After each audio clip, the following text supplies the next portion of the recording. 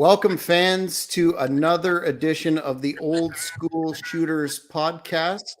My name is Jack Kilby, Executive Vice President of Great North Wrestling, and I'm very pleased to welcome the third man in our booth, the MMA professor Colin Crandall, back for the first time since the fall. And we have a special guest tonight in the form of Chris Lights Out Lytle, and we're going to do a dive into some topical questions and old school questions. But before we get into that, Colin, how are you doing? Doing very well, man. I wish this virtual background was my real house. Some people get confused and say, wow, that's great. One person said, who plays that piano? And I said, I think of my Uncle Fester when he comes down from the attic, for those of you that remember the Addams Family. But other than that, yeah, I'm good and look forward to a great chat here. So glad to have Chris here. And for most of you guys that know Chris, he's an amazing UFC fighting legend, 6-time Fight of the Night winner, old school guy. The guy would fight anyone, anytime, and is basically a legendary fighter that is respected by everyone I know. And I don't think anyone dislikes this man. Bare knuckle fighting championship, color commentary is what he's doing now, as well as several other things we'll get into. But so glad to have you here with us, Chris Lights Out Lytle. Hey, thanks for the intro. Great, appreciate it. And old school is right, man. I started back in '98 when my first fight was. So a different sport back then. It wasn't. That's why I love talking about the old school days, because if you don't keep telling those stories, people won't understand where we came from. It was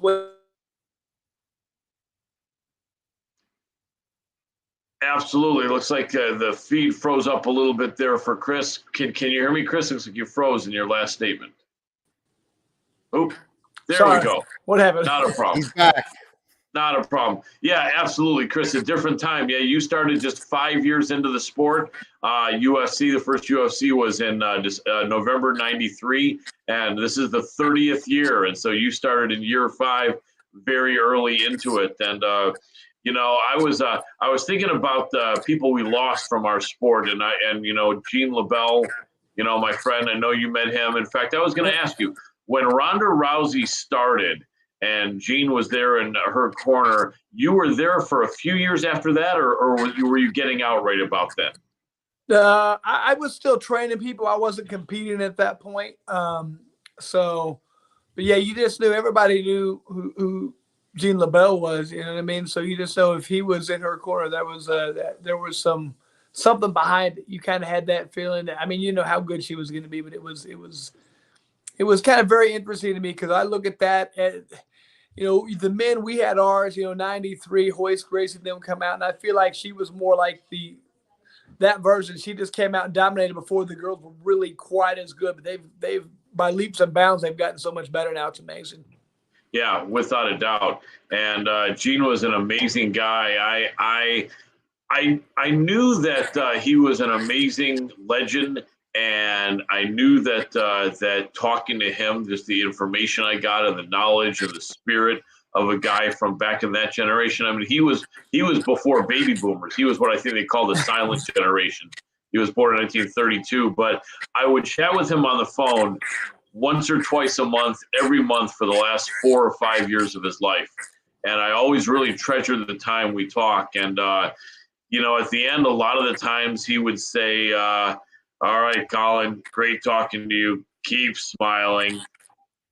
And it was always just, such a treat to talk to a guy from that generation. And he had been through it all, and he was going strong up until the last year when he passed. But I imagine and I feel sometimes like I try to reach out to people that are past, and I don't know if I'm really hearing them or hearing something I imagine, but I imagine when I would say to him, Gene, I wish you were down here, I actually heard him saying, I had a great life, And you would have to imagine. Yeah. Right. You know what I mean? And he did. He did his first professional stunt, I think at age 20, and I think he did a couple of stunts at age 80.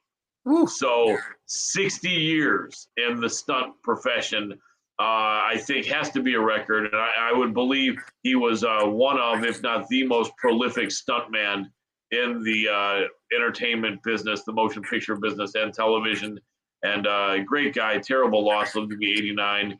And then we had other losses of younger people in our profession. Now, Jack, I don't want to step on your questions. I know you got several, but can I ask this to Chris, or do we want to jump back and forth a little bit here right now? Whatever you want, I'm fine with.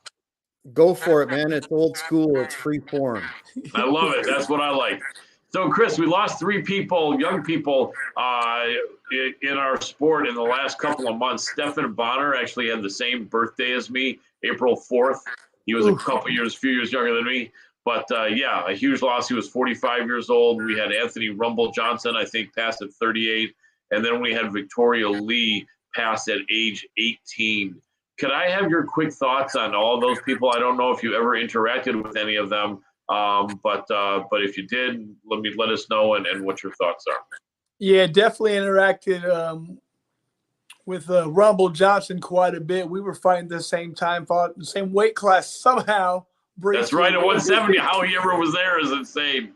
I don't know. I remember seeing him. I said, "My God, man, how much you weigh right now?" I was like, about 231. So I was like, "Hey, what?" And I was like, but just he kind of came around, started helping out with the bare knuckle. Just a great, super good individual. You know what I mean? Just a nice person. That's what you get a lot of this. You know, some people have a certain persona, but he was just a genuinely good guy. You know, so that makes that one very difficult.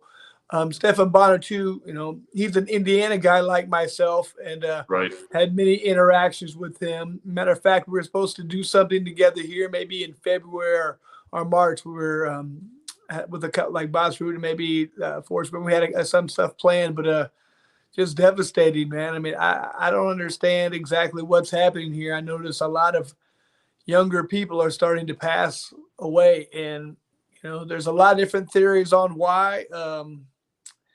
I don't know, man. It's just it's crazy and it's unfortunate. You know, I always look at it like, you know, you want to look back at your life and have think of all the great things when you're on your deathbed. You don't want that to be when you're in the midst of the beginning of it or anything like that. I mean, I still have a lot of positive things I want to do. It saddens me to see this. And another unbelievable thing, Rumble Johnson was only 37 or 38. I was like, I'm a decade older than that guy. How's that humanly possible? He's been around me forever. You know, it's I know. Crazy. Yeah. He started young. He was amazing. Really nice guy. Just a gentle giant. I interviewed him in person at a top MMA management company event about 2.5 years ago. And he just had such a mellow vibe. You know what I mean? Like, you know, he didn't seem like he was the kind of guy that would ever try to intimidate anyone, but yet he was so intimidating.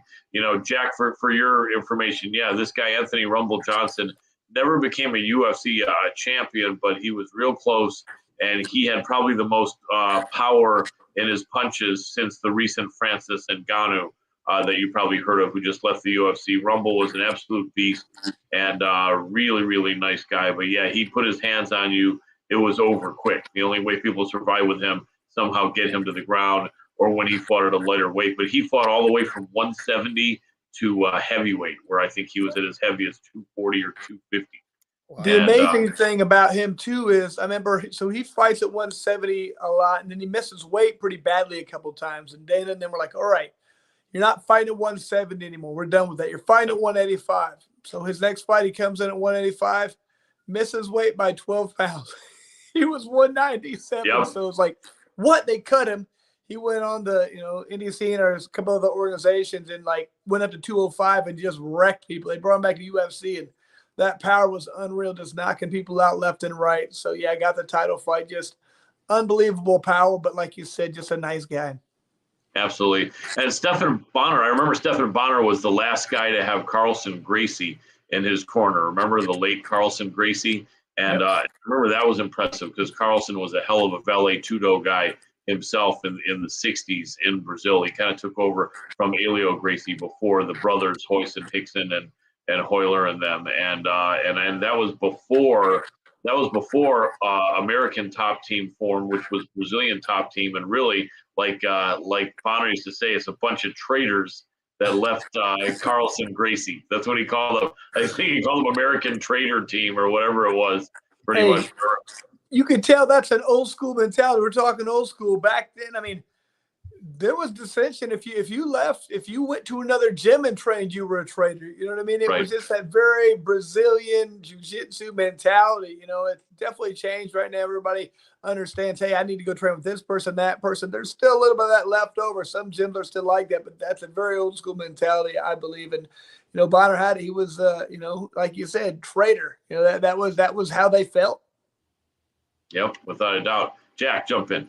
But before I get into some of the bare knuckle fighting championship questions I have, I wanted to ask you about a very timely topic today in terms of the slap fighting league that has just started. It debuted, and we've all seen some of the footage that, quite frankly, is disturbing on social media. And along those lines, Christopher Nowinski of the Sports Legacy Institute weighed in today and was basically saying not a good phenomenon in terms of CTE, and all in the fight community are hyper aware of the impact of CTE on fighters down the road.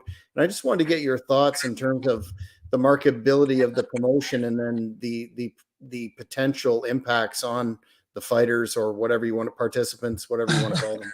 Yeah, you can't call them fighters, because fighters block and move and dodge. It's not just how tough you are. So, I mean, you know, Dana White's done amazing things, and you got to respect what he's done.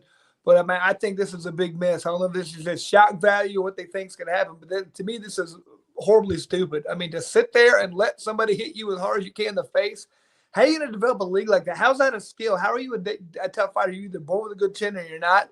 You can hit hard. I mean, I guess you can try and toughen up, make your neck stronger. I don't know, but you're not going to have – I mean, you can't build stars there. What's a guy going to – I know one of the guys in Russia, his face is permanently deformed now. I mean, and like you're talking about, when you just let a big, strong guy hit you as hard as he can in the face, CTE, yeah, that's going to happen. That's going to be a problem. I mean, man, you know what bothers me in many ways about this is, you know, when I was a pro boxer, I remember seeing guys who were talking funny and didn't talk right, and that scared me about it. I was like, man, I don't know if I want to keep doing this sport, because this is how all my heroes end up. My favorite fighters end up like this. You're guaranteeing you set this. I mean, those people try to move and dodge and duck. You know, these people are not doing that. There's going to be problems. It doesn't. I don't see the positive side. Here's the thing that bothers me. You know, they're legal in this, making this legalized in Vegas. You know, we're trying to do bare knuckle out there. It's illegal. Hold on. My people try and dodge. You can defend yourself. You know, you can try and be elusive. You don't have to sit there and let somebody crush your face, and that's legal. I'm like, you got weed legal, prostitution, slap fighting, but not bare knuckle. It doesn't make sense. So whatever. I mean, I have my theories on why that's not legal, a little more political based, but whatever. Yeah, I know what you're talking about on that. Focusing now on bare knuckle, do you find that the athletes in the organization have the same sort of attitude and mental mindset as the UFC fighters when you were there? I think it's more the UFC fighters back in 2003 and stuff like that. That's what I see. And that was my first attraction to this sport. It reminded me of a lot of the old school mentality where, you know, I feel like if you look at boxing, I mean, a lot of fights there, it is more of an athletic contest, which is smart. Like I talked about, you don't want that CTE. It's about hitting, moving around. You know, I landed 4 jabs this round. He landed 1. I won. You know, and MMA, in my opinion, has kind of become the same. It used to just be raw fight, coming with that spirit, wanting to fight. Now you get a lot more athletes. It's an athletic contest is what it is. I'm going to take this guy down, hold him 3 rounds, whatever. Bare knuckle is a fight. Bare knuckle is 2 guys who want to get in there and take each other out, which to me is highly entertaining. It's a lot of fun. You don't have there's not the millions of dollars in there that makes people want to say, okay, I just got to win this fight at all costs. I don't care what it looks like. I don't care how boring it is. I'm going to out jab this guy and move around or hold him down or whatever. And I mean, think about it. Think about MMA fights.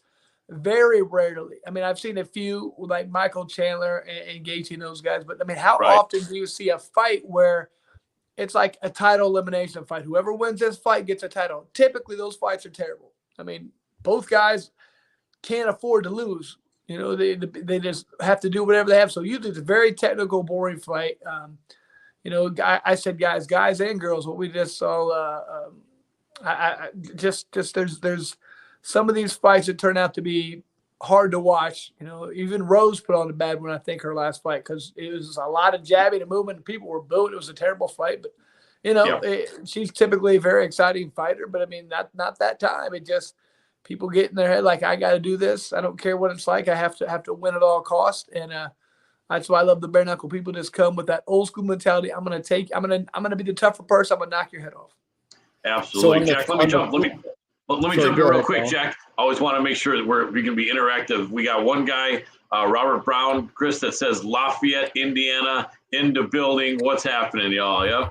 There we go, Lafayette. You're by my boy Matt Mitrione, who lives up in Lafayette. So I would say be careful when you walk up to him. Matt does a very interesting guy, but Matt's a great guy. Just be nice to him right away, because if he doesn't know you, might be a little might get a little weird. So, but Lafayette, my daughter lives up there right now, senior year at Purdue, about to be graduated with chemical engineering. So I can't wait for her to already got a job and everything. She's killing it.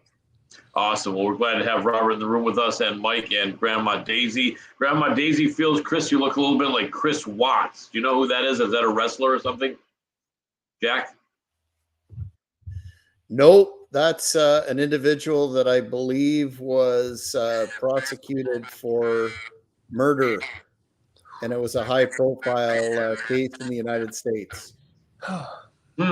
Well, he's got to be a good-looking guy if he looks like Chris Lytle. That's all we know about that. But a murderer is not good. But everyone always finds, well, it's a grandma. I guess if it's a grandma saying it, she probably means it in a good way. Well, I thought it was a movie star. But anyway, everyone looks like someone. But rest assured, Chris Lytle's not murdering anyone unless it's just figuratively in the octagon, as he did for many years. You know what's funny? I've had many people when they'll come up to me and they say I look like Randy Orton, and I'm like, I don't watch pro wrestling, but very much, but I know who that is. But I'm like, yeah, I don't see it, but I've had multiple people say you look like Randy Orton. So maybe he killed somebody. I don't know. Jack, what do you think? A little bit of Randy Orton and Chris Lytle? I can definitely see it in terms of the presentation for sure. Maybe a little bit, maybe 50%. But Chris, since you brought up pro wrestling, this is a question I wanted to ask down the line, but we'll do it now. A lot of our viewers on the Hannibal TV are pro wrestling fans now, mostly old school pro wrestling fans, but I'd be interested in your thoughts on MMA, those wrestlers that have transitioned or made a go at competing in the octagon. You know, you think of Brock Lesnar, Ronda Rousey, and of course, I think one of the originals was Dan the Beast Severn, who held the NWA World Heavyweight title for a number of years. And just your thoughts on that crossover phenomenon. CM Punk as well. CM Punk, was another one. Man, I got to be honest. I feel like if you want to cross over, the only way to do that is if you're a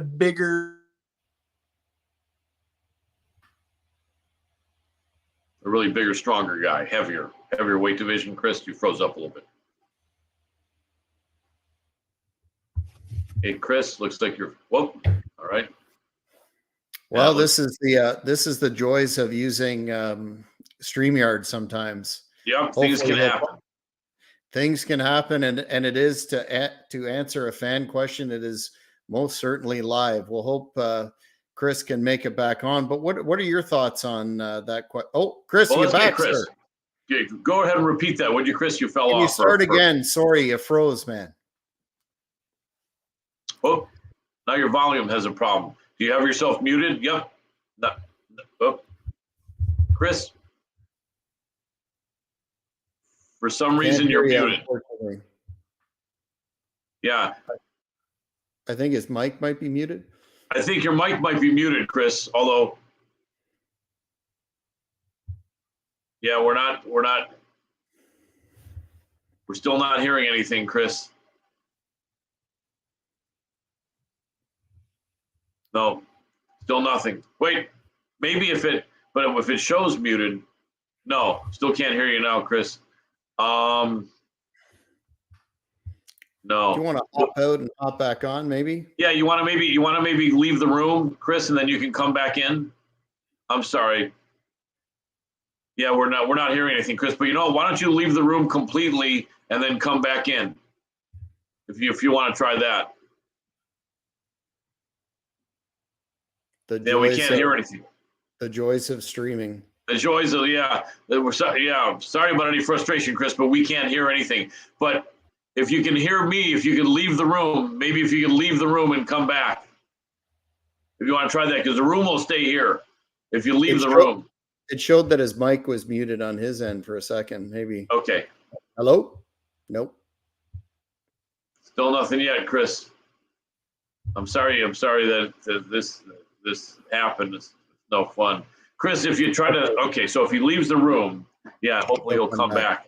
So I'll speak on that while Chris is gone. So CM Punk didn't do that well at all, and but he was a brave guy. He had trained for jiu-jitsu for maybe 2 years, but didn't really have any collegiate wrestling or Olympic style, folk style wrestling or anything experience, and didn't. There we go, Chris. Sorry about that. I don't know what the heck happened. You know what, problem, brother? This is when you're shooting live, these things happen. Could you probably go back? We didn't get much of your answer at all, unfortunately. Yeah. So like I was saying, if you're gonna go transition, I think you have to be at the heavier weights, like Brock Lesnar was able to do. Came in just a big, strong, athletic guy. Not only could you do the pro wrestling, but the bigger the fighter, in my opinion, the less skill you have to be good. What are the bigger heavyweights? So they can hit hard, they're big, they're strong. But they're typically not as well-rounded. The lighter you get, it's just unbelievably difficult. So I don't care what, obviously CM Punk, great athlete. He trained for a couple of years to do this. I don't care who you are. You could take any guy in the NFL or NBA, whatever athlete, soccer player. They're going to struggle coming over to MMA, man. This is just something that people have been doing for years and years and have really worked on developing many different disciplines of skills. It's going to be very difficult to come over. And I feel like the lighter you get, the better you get. Look at Demetrius Johnson. That guy was a phenomenal wrestler, great on his feet, good submission. Yep. He picked people up and submitted them on the way down. You don't do that at heavier weights. You know what I mean? So The lighter you get, the more difficult it's going to be. So the only way that's going to happen, in my opinion, is the bigger the guy. You can rely on more your athleticism, your strength, and not as much on your skills. So in my opinion, hats off to anybody who tries to do it. It's very tough. Yeah, so Jack, sorry, Colin, go ahead. I was going to say, well, you know what? It'll take us off subject. Go ahead with your follow-up, but Jack, and then I'll ask him. Just a quick follow-up. So in a way, Dan the Beast Severn sort of set the template there in terms of the size, 6'2", 275, and the skill set. Yeah, like I said, and then when Brock Lesnar came in, it was more the same thing. But much easier to do at that bigger weight. The bigger, like I said, the transition is much smoother because it requires, more of the. I hate bashing on the heavyweight here, but I think it's just it requires more athletic ability, less skills, and so the bigger, more athletic guys can still do that. But you don't see a lot of these, big guys being really dynamic at striking and submission and wrestling and everything. It's usually one or the other. There's still more of the old school, but throwback. Not taking away from anything. If they hit you, they're going to hurt you. But I'm just saying, they're not typically as well-rounded. If you're a lighter guy, you better be good at everything, or they're going to find that and they're going to expose it, no matter what it is. You know what I mean? If you can't stop takedowns, you're in trouble. If you can't stop submissions, you're in trouble. If you're not right on your feet, you're in trouble. So eventually, once people figure out those weight classes, you're in trouble. I think you have the best chance of having holes in your game and still getting by at the heavyweight. Good point. Absolutely. One fight that I remember more than probably any other fight, because I lost more money on this bet than any other bet I've ever made in my life, was Randy Couture defending his title against Brock Lesnar. For some reason, everyone I talked to, Chris, felt that even though Randy was older, he was going to be way too crafty. His striking was better. he was going to be able to hold his own somehow with the weight difference, and that he was going to just make Brock look silly. And it didn't go anything like that. Did you have a feeling before that fight that it would go the way it did, or were you one of the people believing that Randy was going to clearly win, or were you on the fence? I'm curious. I was on the fence. I mean, I'd learned enough, in my opinion, not to really ever go against Randy, no matter how old he was, because he just kind of came up with wins when I thought he wouldn't several times. So, and just being somebody you really like, you don't. But I mean, just seeing Brock, he's a different animal. He's a monster. I'm like, Randy was walking at about 225, fighting Brock, who's cutting down from 300. It was just, it wasn't fair. Randy did great in that fight when you watch. I mean, Randy really, he had him busted up. He had him cut up. He did everything great. But Brock, I mean, he just hit him once with one of those big old lunchbox hands, and that was it. I mean, you can't, it's simple, physics are not, or physiology, where it's like you can't take those kind of punches when you're ready. You know what I mean? I mean, being a little older and just that big old mitt coming and hitting him, it was just, looking back at it, it was easier to know then. But seeing Randy be able to pull stuff off like that in the past, I just kind of believed he would. You know what I mean? But it was a tough one. It was tough to call. But you just knew Brock was just the biggest beast out there and going to be hard to deal with for anybody. Yeah, and if you remember that Shane Carwin fight, it looked like Shane Carwin had him. Don't you think? A lot of people felt that should have been stopped. I think Shane was even looking at the referee thinking, how many more times do I have to hit this guy in the face on the ground? And you almost wonder, like, was the referee thinking, and I don't know who it was, and if it was Big John, then I'm sure he wasn't, but you almost wonder, whoever was refereeing, I don't think it was Big John, were they thinking, this kid's the golden goose, I really don't want to stop this fight against this kid, because it looked like it should have been stopped, or do you think not? I'd really like your opinion. Well, first of all, I got to tell you, there was nobody screaming for that fight to get stopped more than me, because I fought 2 fights before that. Matt Brown had a double submission, so I'm trying to get the submission of the night. I'm begging for this fight to be stopped. However, it didn't work out like that. Brock does not get stopped, and Shane Carwin had never been passed around in his whole career at that point. He'd never been past the first round. Right. So I knew if this fight goes past the round, he's done. You don't understand that condition until you've been there, So as soon as the next round, he got taken out with a simple double and choked out with a very easy choke, and they gave him sub of the night. So wasn't really happy about that. Wasn't happy about that. No, because that would have been the 7th time. You would be a 7th-time fight of the night winner. No, I wouldn't have got the fight night. I got the submission of the night. There we go. I won 3 of those, but it would have been my 4th one, so I wasn't happy about that. But, one thing, whenever I would have a fight, I would talk to the referees. They always come in the locker room. They say, "You got any concerns?" I'm like, "Yes, I've been knocked down before. I've been put in chokeholds. If I'm not moving, then you can stop it. But if I'm still moving around, I recover very quickly, and I can get out of submissions. Never stop this unless I'm not moving or I'm yelling for it to stop. Give me the benefit of the doubt." And they will go, okay. So maybe Brock tells them that, or maybe Brock just said, "Hey man, I'll ball up, I'll do whatever. Give me the benefit of the doubt." And I've had other boxing. I remember I had one of my boxing matches where I got knocked down, and the referee had refereed some of my fights, and he was like, "Man, I knew I'm going to give this a little bit more because I know how tough Grizz is. I know how he recovers. I know he's going to be right." He said, "I almost stopped it, but I didn't." And I was happy because I came back and knocked the guy out later in the fight. So I think just knowing the fighter, the referees, they use discretion. Like, if I think this guy, and maybe they knew what I knew. I knew if Shane Carwin went past around, he was done. There's no way you can understand how to condition yourself like that if this is your first. If you've never been passed around, I don't see how you fight 3 to 5 rounds. It's just not going to happen. Yeah, that makes sense. For your information, Jack, and for people watching, even though Brock was just a behemoth at 6'3" and walking around at probably 300, but he was forced to make 265 or 266, which is the limit for an MMA heavyweight.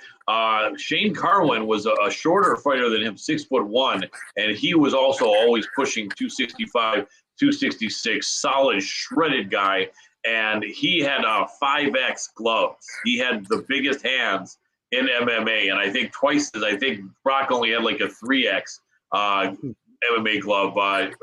Carwin had a 5X glove, was some kind of like a mechanical engineer or something as his day job. Very smart guy, and he had that pop. he was a wrestler. He was, I think, a D1 wrestler for several years and really got those hands going. And that was such an anticipated fight because you knew that Brock, I think, was the more decorated wrestler. Carwin had better hands. Brock was a little taller and longer, but Carwin could just pulverize you. He was knocking guys cold. And he started. Go ahead. Like I said, he'd never been past one round. He'd never been past the first round. So he would knock everybody out as soon as he touched him. Go ahead. Right. And he was putting it on Brock. He had Brock under him, just grounding and pounding the crap out of him. You would have thought it probably might have been stopped, but Brock kept moving. Brock did keep moving, but he was getting smashed. And then basically, yeah, like Chris said, in the second round, he didn't have any gas. Brock took him down and did one of the collegiate wrestlers' favorite, which was called an arm triangle choke or a neck and arm choke, and tapped out the big man, Shane Carwin. And I think Carwin may have only fought once after that, had some injuries. He was already in his mid-30s. And that was a man who could have been king, but that was an exciting fight. If you want to YouTube that, Shane Carwin was a beast, and they could have easily stopped that fight, and Brock would never have been champion had they done that. But let me throw it back to Jack Kilby. Just have a fan question here, asking you to ask you about Captain Jack Clancy from WWE that recently competed in bare knuckle. He commentated that fight. Your thoughts? Yep. Yeah, Jack, he did a good job. I know he went out there and it was a little tougher than he thought. I know he got cut open a little bit, and I think he was like, man, I mean, he was a real student of the game. I loved talking to him, and he was very knowledgeable and educated.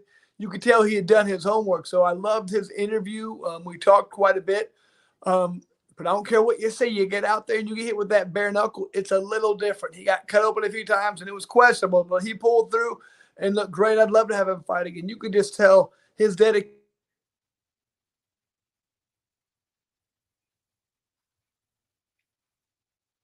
Definitely. Looks like Chris froze up here again for a second.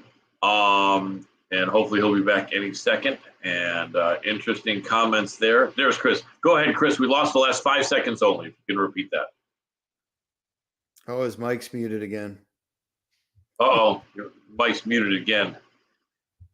No problem, Chris. It happens, man. I'm just sorry it's happening to you. Whatever you did last time, yeah, we can't hear anything. I think whatever you did last time, Chris, yeah, there we go. So some double submission, Dickman, Dickel, say, yeah, some of these wrestling handles of these fans are crazy, but anyway, God bless them. Yes, this is live. John Flower is mentioning about the production corner microphones to be on, All right, sorry, go ahead, Chris. We caught the first half of what you're saying, but not the last half. If you can repeat that. Yeah. I apologize. This never happens. I don't know what's going on here. So, yeah, No Jack did a great job. Like I said, he dealt with some adversity. He got cut. It's different when you get hit with that bare knuckle. But I loved his determination. You could tell before this, his dedication. He wanted to be good at this. He wanted to train. He wanted to do everything the right way. He really showed that in that fight because, like I said, dealt with some adversity, got through it, and got the finish. I think it was in the third round maybe, but he looked fantastic. And, man, he impressed me. I'd like to see him fight for us again. Can I ask you a question regarding female fighters? Do you ever think you'll have an equivalent or thereabout ratio of female fighters in bare knuckle? As you do male? As you do male, sorry. I don't know if we'll have as many, probably not, because there's not as many weight classes for them, but like the weight classes, we do have them. They're some of our most exciting fighters. Our 125-pound female division is probably our deepest division in BKFC. I mean, we got so many good fighters there. They're really moving down now to 115, trying to make that expand that a little bit more. But I mean, you're not going to have 200-pound females. It's not going to. There's not enough good ones at it. We're not going to have 180 pounds. So there's going to be more males. But the girls of the BKFC, they are dominating as far as when it comes to, interest and, number of people I think who really enjoy watching them fight. So they're doing a great job for us. like 125, 115, some of our most competitive weight classes, and they're killing it. And you know, I just look forward to the more female fights we have because, I mean, a lot of times they tend to steal the fight of the night. Absolutely. Let me jump in on that, Jack. Chris, it's interesting. If you notice in MMA, I think maybe even in kickboxing, in boxing not as much, but in BKFC, we are seeing women that are 135 pounds or less, or maybe 145. Now, as an old school guy, I know vast majority of men, we'd rather see these women that are those weights. They look beautiful, they look shapely. I mean, it's just pleasing to the eye, and they look sexy and athletic and everything. I know that there probably aren't going to be too many girls 180, 200 necessarily, but I do think there's some women out there that could be fighting at 155, 165, maybe 170 in boxing. There's there, but it seems like I think promoters, for the most part, in all sports, not just bare knuckles, kind of feel like if we had these 5'10" and 6 foot women in there that were weighing in at 160 and 170, that people just wouldn't like it. And you know, what do you think on that? Because I think that could be true. I agree with what you're saying, and you know, unfortunately, it is what it is. I mean, you know, people like the fact that you can have an attractive female in there and going out there and fighting and doing damage. And I mean, they're wanting the full package. They can do they bring everything that they want. You know, they bring the blood, the violence, the looks. They bring it all. And if they can interview well, that's even better. You know what I mean? So petite, sexy. Yeah, exactly. It is what it is. It's just a reality of our world, I guess. So I mean, you can't get mad at the reality. You can say it's not fair. Whoever said life's fair? You know what I mean? That's right. I've never heard that before. Yeah. So it just, that's a reality. And like I said, I don't see it. And even if you can find, the reality is most women aren't that size, you know, who are competing in athletics. So if you find one, you find two, you find four good fighters up at 170 pounds, we have a 4-person division. Right. You can't do that. You know what I mean? So it's just difficult to find that kind of people who want to do that and have the skill and enough of them. Good point. Very good point. Jack?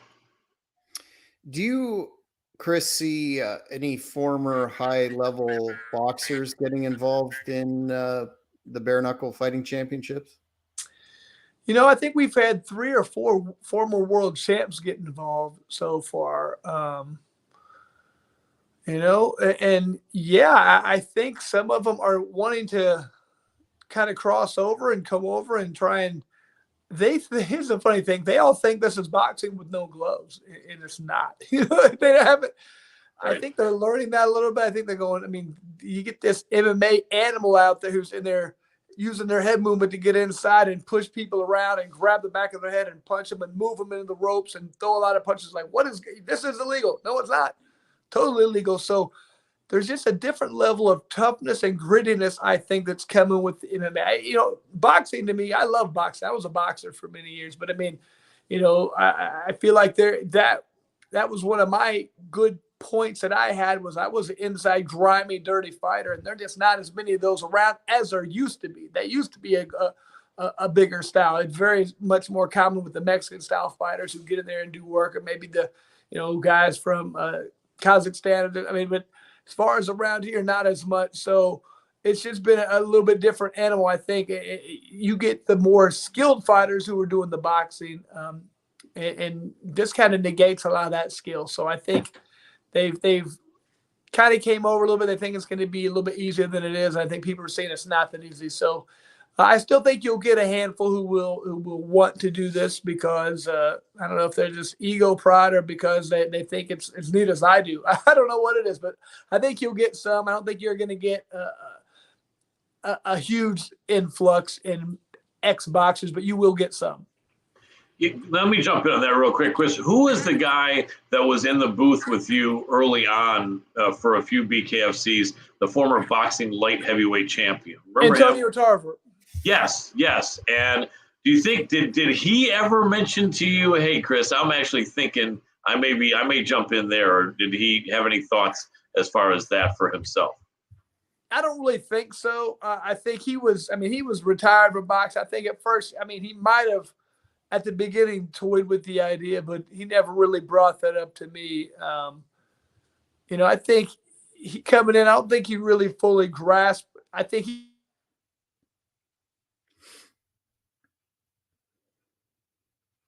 Cross my fingers that Chris will be back here any second, and that he'll be back with audio. I hope.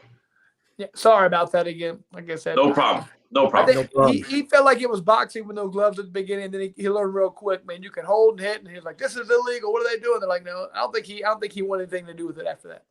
Yeah, understood. And it's interesting because if we look at Francis Ngannou, when people are talking about Francis fighting Tyson Fury, which they're talking about, or fighting the guys in the top 10, Anthony Joshua, Ruiz, guys like this, Usyk or Usyk. Most people are saying he's not going to do well because that's their sport. They understand it too well. But what if they met at the middle ground? What if it was bare knuckles boxing?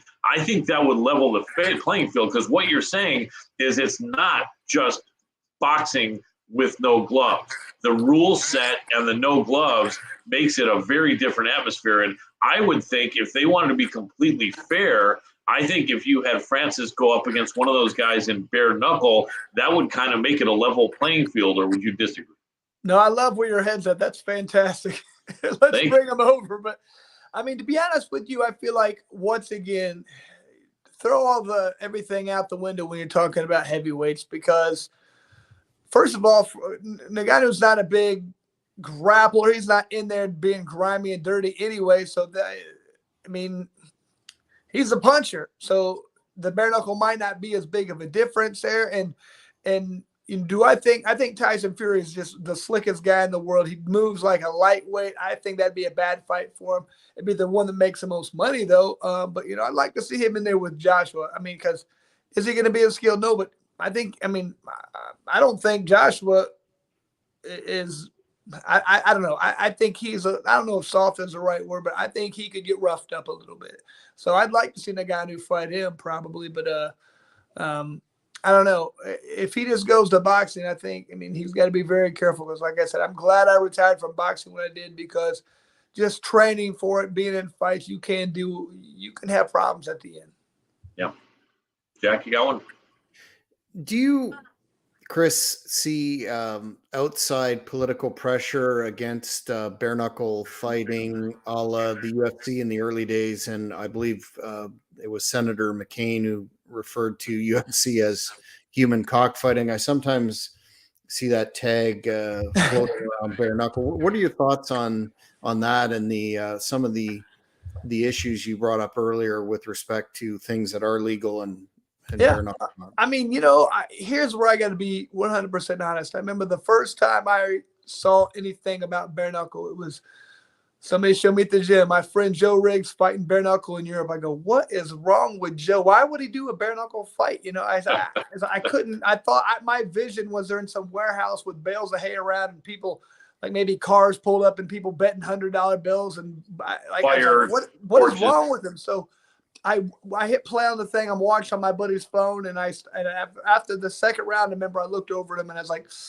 who do I talk to do this? I want to try, because my mind changed just like that. Like I didn't, once I saw this is highly skilled. This is much different than I thought.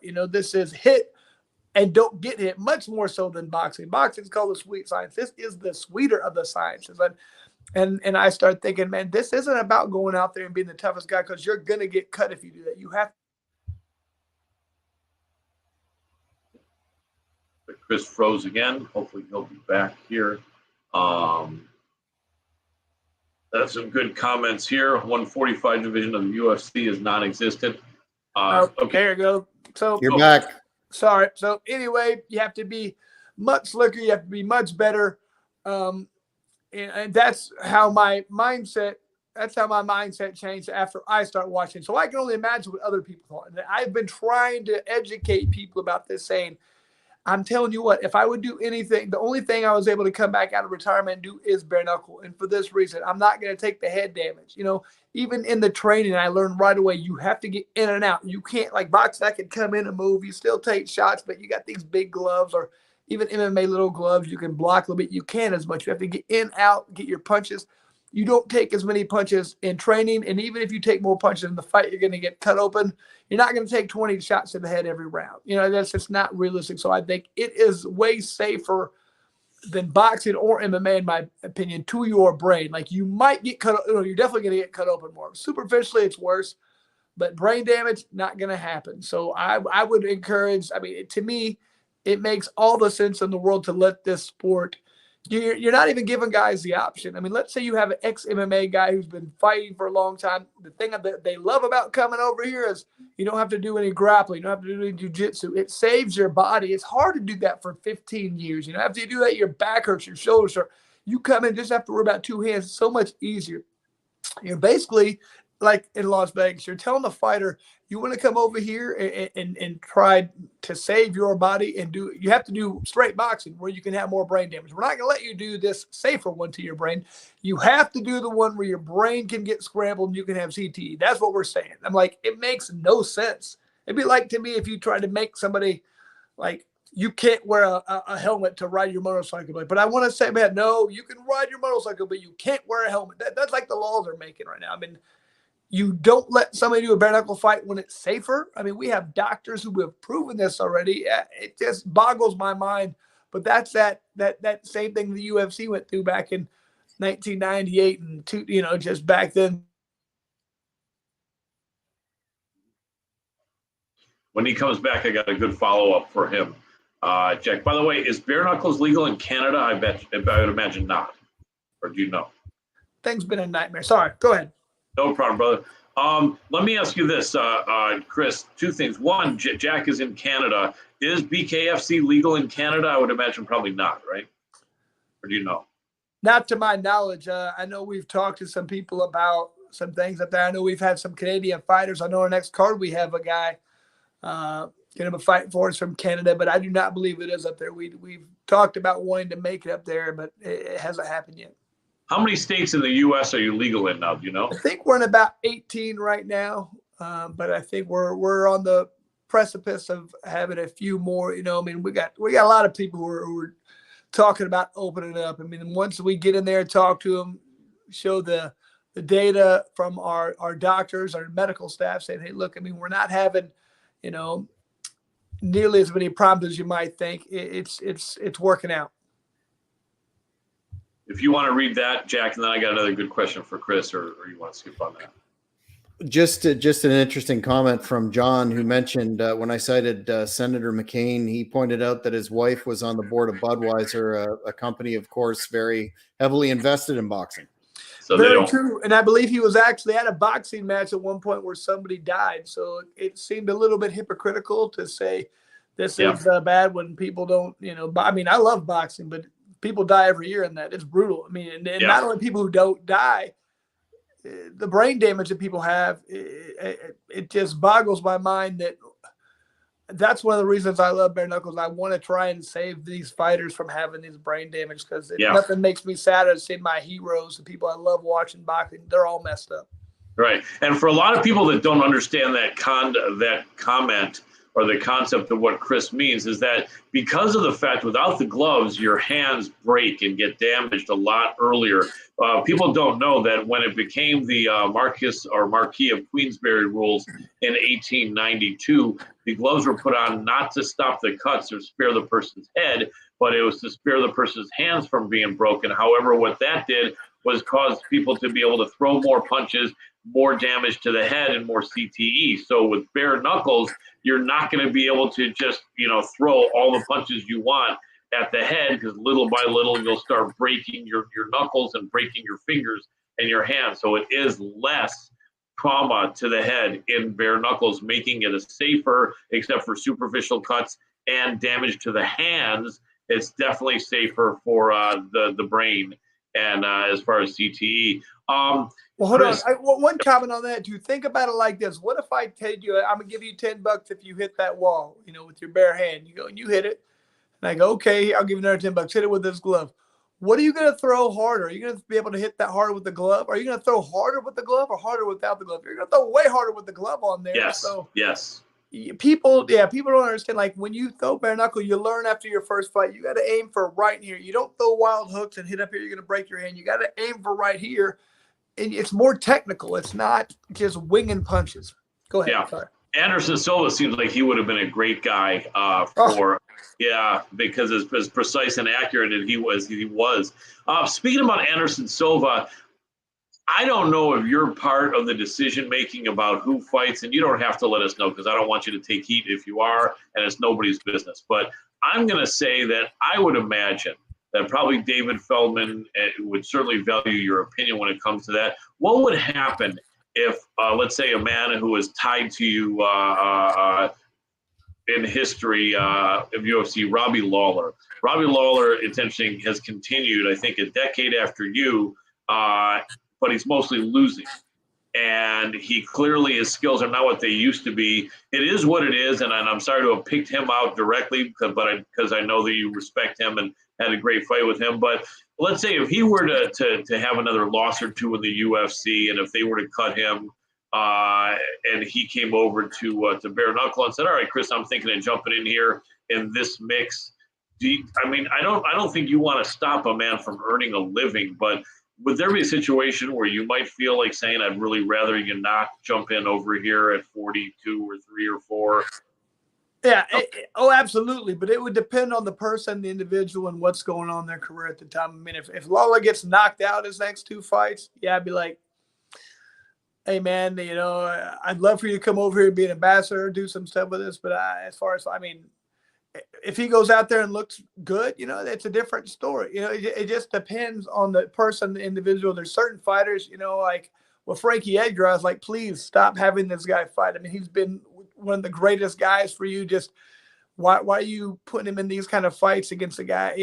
Some of these guys could get him. I don't like that. And I mean, like, he's been a warrior and just unbelievably tough and great for the sport. Just done so much for that sport and that organization. I felt like I don't see why. I felt like they were setting him up to lose. There wasn't anything positive about it. So I'd hate to see that, and if he tried to come over, I'd be like, I nothing but respect, but I please don't do that. You know what I mean? Like, I know you're not going to take as much damage, but you're still going to take some damage. So I mean, the people I like and respect, I don't want them to get hurt. You know what I mean? I don't want them to have problems. Exactly. And then there's like an Andrei Arlovsky. I think Chris froze up here again, but there's also like Andrei Arlovsky. I'm not sure, Chris, if you're hearing this, but and there you go. What, and how about, like, let's say an Andrei Arlovsky, the same thing. You're right. Well, all of a sudden Chris's volume's out again.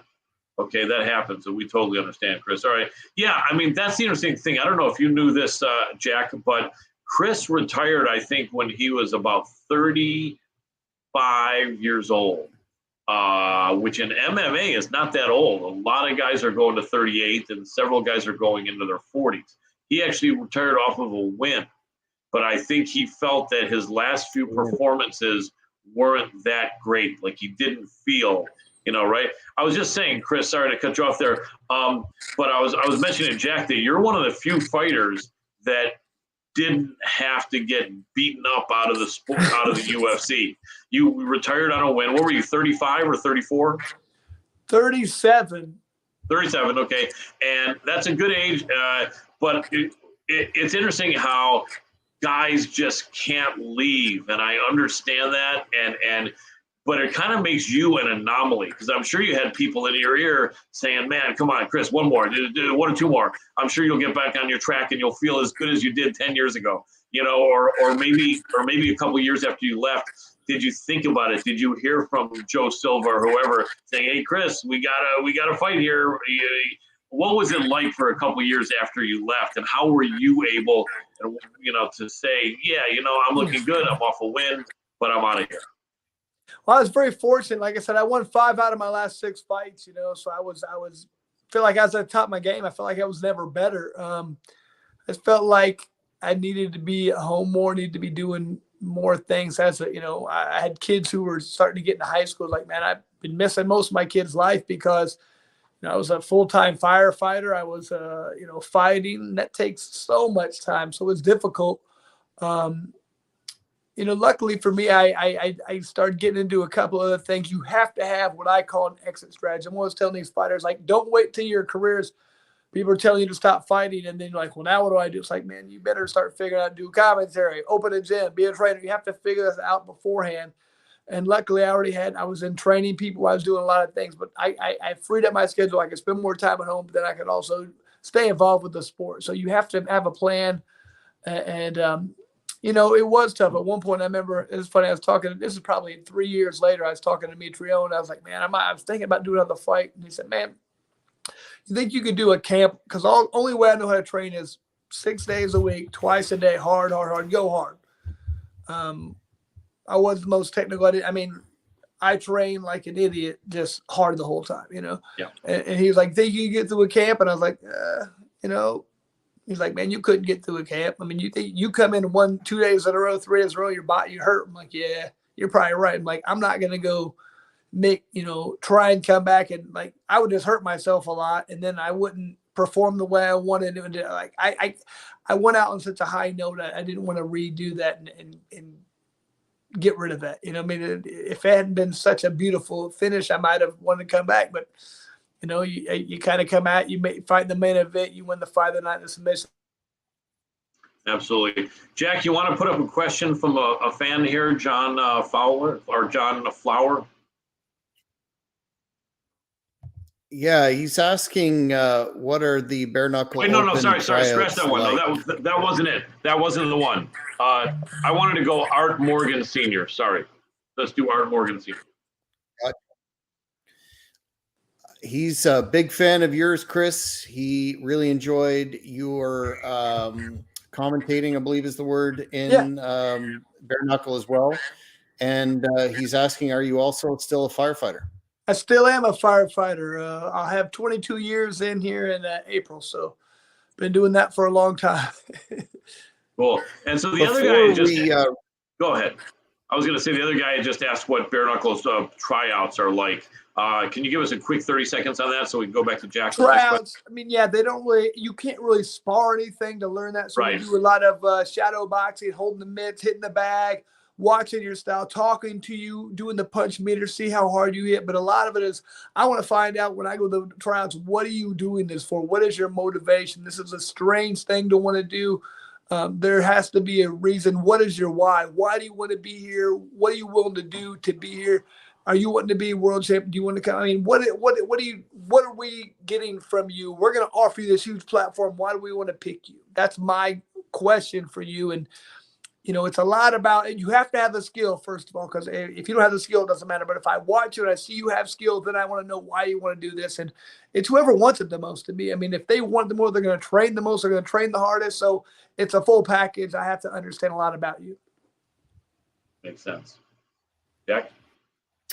Well, we're reaching the end of our hour, but before we do that, I wanted to ask you the question that we ask all our guests. Just what does the concept of old school mean to you in terms of philosophy and also a lifestyle, if that's possible? And old school to me is just having that mentality where you did this or you do this because it's who you are, not because you like, that looks cool. I like the way people look at those guys, or I want to be this. Like, would you fight if nobody was watching? Would you do this just because it is who you are? That's old school mentality to me. Those old school guys, nowadays people are better and they're more skilled, but I don't think they're as tough or as mentally tough. I think a lot of those old school guys just were roughneck guys who want to come in, and this is kind of who they were. That's what old school.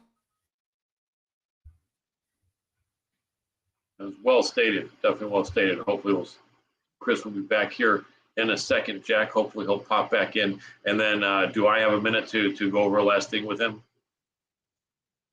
Oop. Yes, you do. But Chris is now, the audio's gone, so he's got to audio's gone again. Yeah. Okay. But he'll come back. But yeah, man, so many more questions. But yeah, we wanted to keep it to an hour, I think, for your channel and your fans. I could go over a little bit. Maybe Chris could, but I think we do want to wrap it up. Or do you feel like you can go 5 or 10 more minutes? What's your feeling? Oh, absolutely. It's at your discretion. Okay, let me check with Chris and see, because I know he's got stuff to do. But you want Now he's problem. Hey, back. Chris, quick question for you, Chris, while you're here. We could go 5 or 10 more minutes if you have it, but if you would rather, okay, cool. Let's do that. So you want to finish? I've never had this happen. I don't know what's going on. Why this is happening? Like, I don't get it, but whatever. No problem. We don't blame you at all. I'm just sorry that you've had to deal with it. Yeah. But so the old school, no, the way you put that was definitely good, and it's true. You know, that old school grittiness. And man, do you feel that that wrestlers, even though it's a different sport, have some kind of a good base for BKFC, for bare knuckles? Because a lot of people wouldn't. For MMA, it's the best base, even though not the only base. But it seems like some of these wrestlers have come into the BKFC, and their grittiness and their toughness help them be able to step in the fire and take some of these shots. Like I know Johnny Bedford did really well, several other guys that are wrestlers. And are you noticing that, or is just kind of an anomaly that only happens once in a while? No, I think wrestling is probably the best for any kind of sport like MMA, boxing, wrestling. Wrestlers are just a different mindset, and you learn that growing up.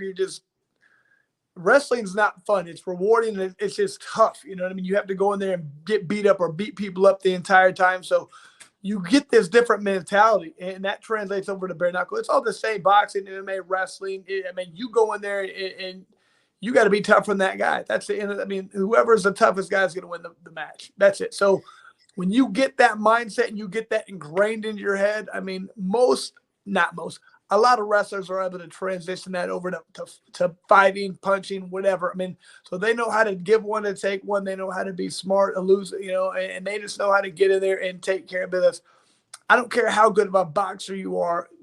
If you don't have that grittiness, this is going to be a tough sport for you. You better be really slick and land the punch first and cut your opponent open, because when they start pushing you around and grinding and punching you, it's not going to be a good day for you. Wrestlers have that all day long, and that's why, I mean, they're good at MMA, they're good at wrestling, they're just good at all combative sports, in my opinion, because they've been trained that since they were little kids.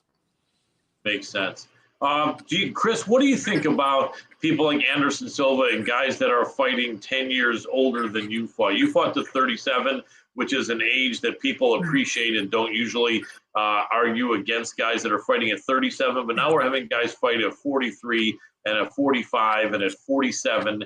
I know Evander Holyfield stepped in at 58, which turned out to be a debacle. But I guess it all depends on the individual. But is there a certain age that you think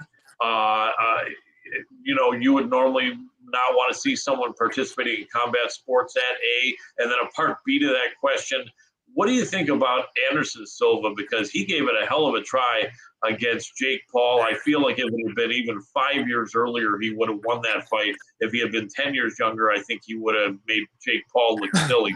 But yeah, what do you think about an age for people to maybe get out of combat sports? And what do you think also about Anderson Silva at, I think, 47, wanting to continue? And then maybe after that, throw in what you would think if Chuck wanted to continue, or Tito. Tito's like 8 years younger than Chuck, so that is different, I know. But let me get your thoughts on that stuff. Yeah, well, I mean, to me, the age is totally dependent on the person. I think the lighter the guy, the less of the age, to be honest with you, because got to be younger. The lighter the guy, like I said, it's all about reaction. I mean, how fast and how good they are. And just if you slow down one little iota, it's going to be a problem. So the heavier the guy, the bigger the guy, I think the longer the age. And plus, like, heavyweights don't even tend to peak until their 30s. You know what I mean? So when we get the lighter guys earlier. So just depends on the individual. To me, when you get in your mid-40s, though, it's time to be done, because no matter what, if you've been doing this a long time, the accumulation of shots you've taken, it's not good. This is a full thing. It's not like if you don't get hit too much for a year, it goes away. It adds up the entire time. And if you do this for 20 years, you're going to start having problems. So to me, you need to be careful. Now, maybe if you're extremely slick and you never get hit, it's a different story. Like Floyd Mayweather, he's probably not going to have any problems because he doesn't get hit. And Anderson's been very good about, not taking a lot of damage. So I think he's an anomaly. He's the exception, not the norm, for sure. He's losing some now that he didn't used to. I mean, for a decade, he was unstoppable. I mean, he was the best fighter. People ask me whenever they ask me who the best fighter was, I said for a decade, he was unstoppable, in my opinion. Yeah. Maybe not quite a decade, for a long time. He was just probably as good as it gets. So, I mean, as far as that, I mean, geez, if he needs to keep making money, keep making it. But I don't want to see him in there taking damage. If he starts taking damage, he needs to stop. Makes sense. Obviously, no one wants to see Chuck Liddell fight again, and at 50, he shouldn't be sanctioned anywhere. It's unfortunate. I mean, I saw some interviewer catch him walking out of some store or whatever, and Chuck was nice enough to talk to him, and the guy saying, "Would you fight Jake Paul?" or this and that. And I mean, what's Chuck going to say? Chuck's a badass. Chuck is a warrior. He's going to say, if the money's right, I will. But I would hope that nothing like that would be proposed, and I don't think he could be sanctioned, as tough as he still is.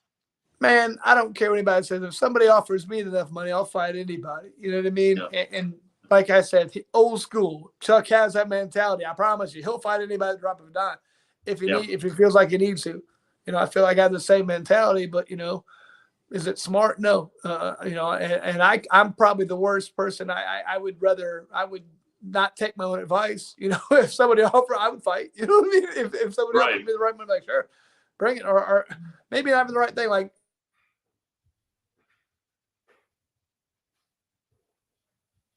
It looks like we lost Chris again. What we can do is we can wrap it up when he comes back. It seems like it goes maybe in like 5-6 minute segments, so we can maybe make sure. Chris, can you hear us? Yeah, I can hear you. So, no like problem. I said, man, I mean, I wish Chuck would not. I hope he doesn't fight anymore. But he's a fighter at heart. He'll always be a fighter till the day he dies. Yeah, Tito Ortiz probably has a little bit of steam left, but he's about 45, so it'd be interesting to see what he does. And definitely a tough guy back in the day. A lot of people forget, as a light heavyweight, he was dominating for a good long while. Jack, he carried the UFC when like 2000, 2001, when Zuffa first bought him. He was the UFC. I mean, he was their biggest seller. Yeah, that's right. I remember definitely in those days, and it was some great fights in those early days for sure. Jack, let me throw it to you. Well, I just want to thank you, Chris, for your time and the insights that you've provided here today. Fascinating discussion. And if you ever have the time in the future, I feel like we've scratched the surface. We could do it again. Man, I'd love to. I promise next time I'll make sure the thing doesn't keep going out. It's bugging me. So got to do it again where I can get this thing to work properly. Absolutely. We appreciate it. Chris, before you go, let us know your products. I know you've got some great whiskey or bourbon. Bourbon is whiskey over there in Indiana. Let people know where we can get that or any other project you're involved with, man. I got the Lights Out bourbon. Also have Lights Out vodka, Lights Out moonshine. You can get it at Conn's Liquor, or you can get it at Elite Beverage. You can get it at Total Wine. I think I'm going to be getting into Big Red here soon. So we got a lot of positive things coming here in the future. But my main thing is doing some bourbon, doing some alcohol, and trying to go to as many fights as I can. I love this bare knuckle stuff. I'm looking forward to this next year. This will be the year we come out and people take notice. Absolutely. Where can people order the Bare Knuckles Fighting Championship, and can they order it in Canada as well as U.S.? You can order anywhere in the world. Cheapest thing in the world. Go to the BKFC app. $4.99 a month. It's crazy. So for the price for the whole year, $60, you get, that's like not even one pay-per-view UFC, but you get a whole year full stuff. We're putting on about 2 fights a month. It's going to be great. Fantastic. What's the best social media place people can follow you and support you? Instagram, Chris Lights Out Lytle. Awesome. I really appreciate it, Jack. I don't know if you want to say anything after, but I think you already did. Chris Lytle, always appreciate you, brother. Thank you so much for taking the time. Thanks for having me on, guys. Thanks, and I'll wrap it up with the tagline: old school shooter, silver sages spreading wisdom to the younger ages. See you next time.